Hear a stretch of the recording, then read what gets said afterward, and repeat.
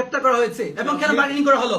আপনি আমাকে কি বলেছেন যে আন্দোলনকারী তো কি হয়েছে, ও তো ডেভিল বা 23-এর কমিটিতে। ওই কথার মিনিংটা আমি অ্যাকচুয়ালি বুঝি নাই। আমার পরিচয়টা দিই, আমি এই মুভমেন্টে আমি হবিগঞ্জ জেলার প্রধান সমন্বয়ক ছিলাম। আমি বৈষম্য ছাত্র হবিগঞ্জ জেলার বর্তমান সেক্রেটারি এবং এখানে আমার 17 জন ভাই শহীদ হয়েছে। আমরা বানিয়াচঙ্গে তানাকে পুড়িয়েছিলাম, আমাদের প্রতিবাদে আমাদের ভাই 9 জনকে হত্যা করা হয়েছিল। এই হবিগঞ্জের ছেলে আমরা এখানে দাঁড়ায় আছি।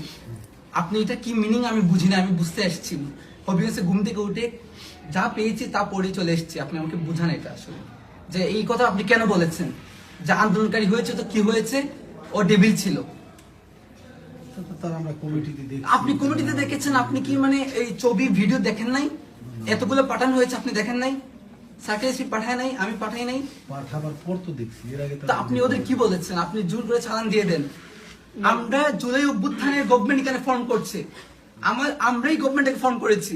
ওই জায়গা থেকে আপনারা আমাদের প্রশাসনের লোক, আপনারা আমাদের ছেলেদেরকে গ্রেফতার করে নিয়ে এসেছেন, আবার আপনারা আমাদের সাথে বার্গেনিং করতেছেন এবং বলতেছেন যে আন্দোলনকারী হয়েছে তো কি হয়েছে। আপনাদের ছেলেদের ভাই আমরা এটা এখানে কথা বলছি 17 জন ভাই, আমি জানি না কাদের কি পরিচয়, আমাদের এখানে 17 জন শহীদ হয়েছে এবং হবিগঞ্জে মোস্ট যেখানে সবচেয়ে ক্রুশাল ইম্পর্টেন্ট আন্দোলন হয়েছে এটা হবিগঞ্জ, এদের মাঝে একটা।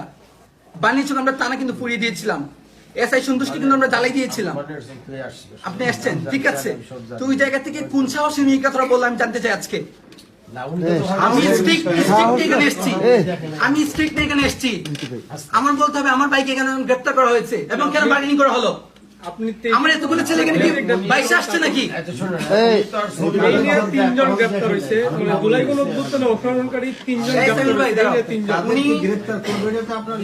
আমি না, আপনি বলেছেন কথা বলো। আমি ডেভিল কথা শুনতে চাই না তো। আমি আপনাকে বলেছি ও আমার সাথে আন্দোলন করেছে, সামনে থেকে ফোনে বলেছিলাম, ছবি পাঠিয়েছি সবাই। তোমরা দেখো না আলামিন, দেখাইছো না?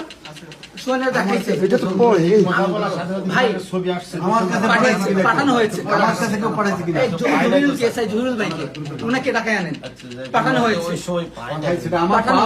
আপনি কি বলেছেন? না আপনি রিপ্লাই দিয়েছেন, আমাকে তো দেয় না, আপনাকে তো হয়েছে।